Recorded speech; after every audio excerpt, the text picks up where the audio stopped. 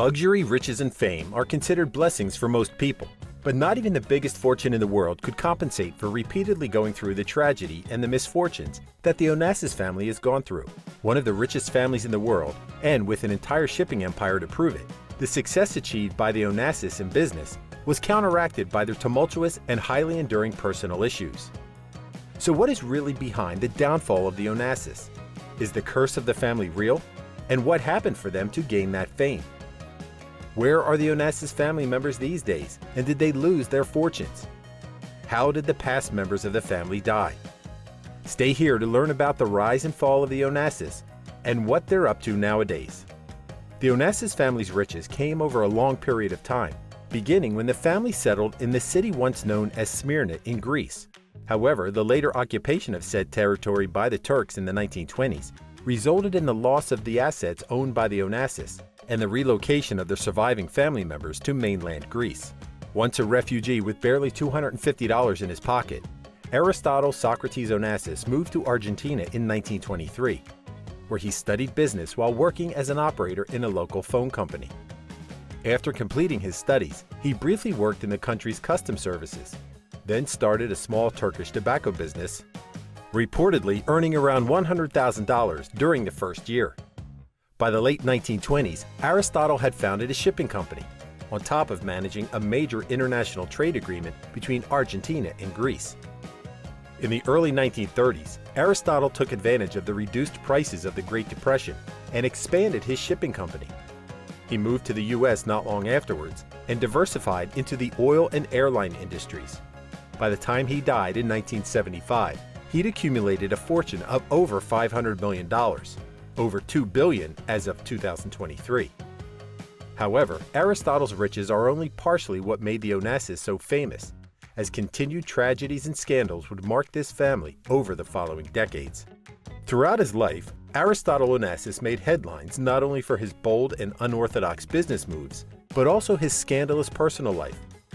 It all started in 1946 when he married Athena Mary Livanos, Greek socialite and heiress to the Livanos business empire, considered a rival of Onassis. Although the high-profile marriage resulted in the birth of Aristotle's two children, Christina and Alexander, it didn't last long. According to reports, Aristotle's flings with several women soon led to the couple's divorce in 1950. However, the most publicized of Aristotle's affairs was with famous opera singer Maria Callas, of Greek descent as well. The affair reportedly started in 1959 as the pair embarked on a cruise of the Greek and Turkish coasts at a time when both of them were still married to their respective partners. Although Aristotle eventually divorced Athena Livanos, he and Maria never married, but continued their relationship for many years, ending when he married Jacqueline Kennedy, the widow of American President John F. Kennedy, in the late 1960s. While it is widely reported that Aristotle and Maria's relationship might not have been as idyllic as thought, both of them allegedly comforted each other amid her career downfalls and his son and Athena's death in the early 1970s. Maria died in 1977, only 2 years after Aristotle's death. One of the biggest tragedies ever suffered by the Onassis family was the death of Alexander, the only son of Aristotle and Athena Livanos. Born in New York City in 1948, Alexander had an informal education and began working for his father at the early age of 17, a job which reportedly he wasn't too happy about. Alexander's lack of commitment to following in his father's footsteps in business was an issue in their relationship, which was worsened by Aristotle's disapproval of Alexander's romantic partners, including models Odile Rodin and Fiona Thyssen. Alexander and his sister Christina also openly disapproved of their father's marriage to Jacqueline, though they reportedly got along well with their stepmother's children. In the late 1960s, Alexander developed a huge interest in flying, a hobby his father approved of, and he was eventually named head of Olympic Aviation, part of Olympic Airways. While Alexander couldn't be licensed for air transport due to his poor eyesight, he was a commercially licensed pilot. Unfortunately, his involvement with the aircraft industry led to his death at 24 years old, when he was severely injured in the crash of a plane he was supervising in 1973. Heartbroken by the loss, his father Aristotle reportedly wanted his son's body cryogenically frozen, but it was eventually embalmed. A year later, Alexander's mom, Athena, died of a drug overdose, followed by Aristotle's death in 1975.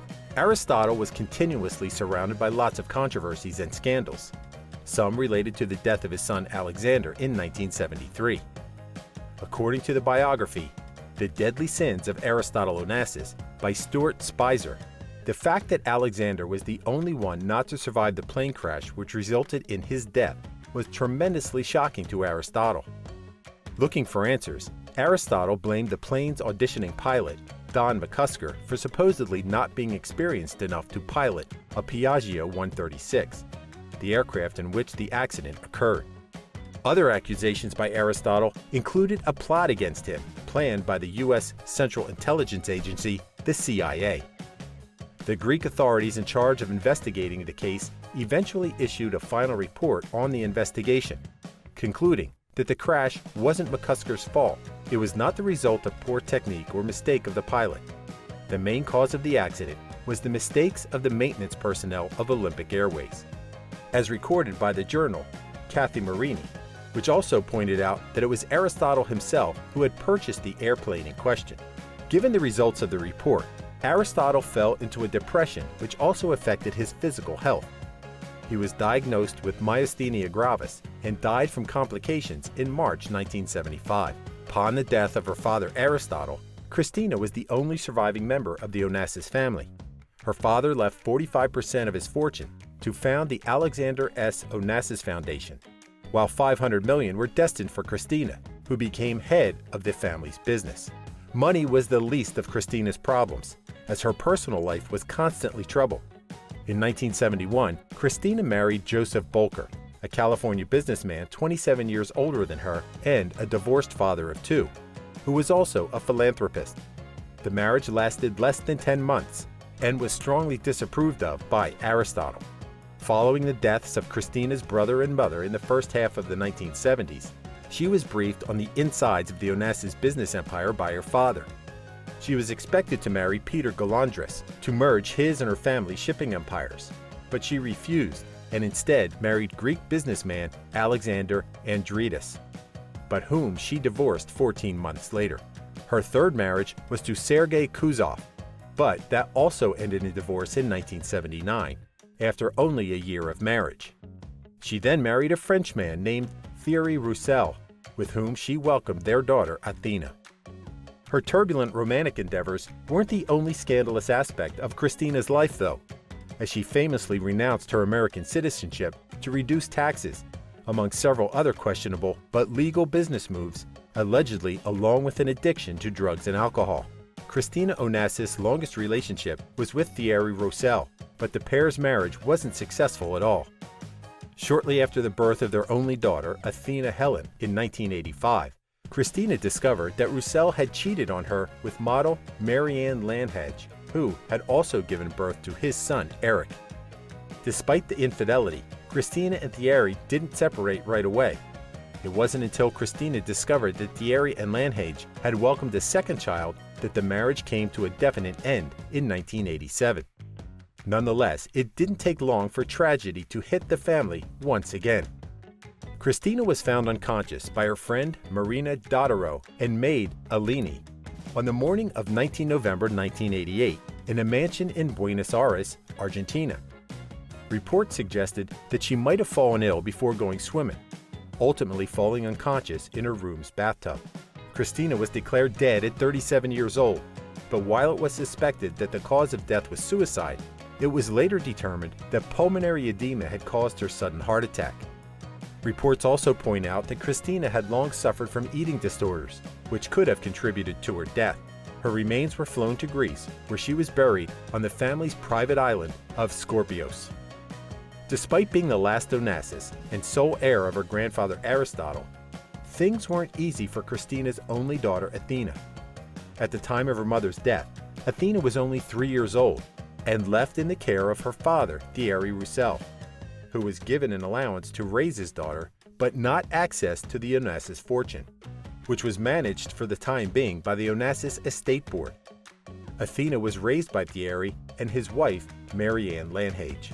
As stated in Christina's will, Athena was to be raised surrounded by Greek culture, learning the language and under the faith of the Greek Orthodox Church. These stipulations were rejected by Thierry, who was not only unhappy about the financial limitations imposed on Athena's future fortune, but didn't encourage her to immerse herself in Greek culture either. According to the Scotsman, Athena's fortune was also affected by Thierry's decisions, as he'd apparently withdrawn large amounts of money and sold part of her shares in the family business. The dispute over Athena's fortune reached its lowest point in 1998, when Athena declared she didn't want anything to do with her Greek heritage and family. "I want to forget the name Onassis. It's the cause of all the problems," she told magazine Ogi, though nowadays those statements are considered to have been influenced by her father. While Athena's bond with her maternal family and the Greek culture seemed to be irreparably severed by the late 1990s, that wasn't the end of issues for her. During her father's dispute to expand his control over the Onassis inheritance during her teens, Athena renounced her family's heritage in a court for minors in Switzerland, claiming her supposed aversion to everything Greek. Another court took Athena's inheritance away from the Onassis estate board and transferred it to a firm in Switzerland. On Athena's 18th birthday, she was legally able to receive the $800 million passed down to her by her mother. However, her father took control of it under a power of attorney authorization and soon put the money under the control of numerous international finance companies to manage the assets, leaving Athena with a $10,000 monthly allowance.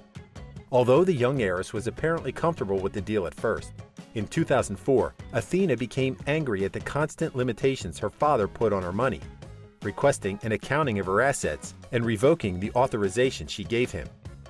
In the end, Athena took control of her assets for the first time in 2005, but was denied the chief spot in the Onassis family estate due to her lack of connection to her Greek heritage. While the Onassis estate hasn't lost its riches, the business certainly isn't what it used to be back in the 1950s. Even as early as 1975, New York Times financiers reported that Onassis' large assets in the tanker business were going through a crisis as the result of the market's depression, which followed the closure of the Suez Canal in the late 1960s. Although his business hasn't entered a crisis, by the time of Aristotle's death in 1975, the Onassis family business wouldn't be the same from then on. As reported by Forbes, it's unclear what business moves and deals took place during the period in which Thierry Roussel and the Onassis estate board managed Athena's assets, making it difficult to know what exactly she inherited from her mother Christina on her 18th birthday. Athena Onassis' net worth is calculated at less than $1 billion nowadays, but after the legal battle she faced against her father in her 20s and a very publicized divorce in 2017, the millionaire heiress prefers to maintain a toned-down public life these days, maintaining some distance from the privileges that her fortune offers and from the speculations of the alleged curse her family carries. Thank you for spending some time with us. Make sure to like and subscribe so you never miss another video. We also handpick these videos which we recommend you watch next. You can talk to us on all social medias or ask a question in the comments below. Thank you for being with us, and we'll see you back tomorrow.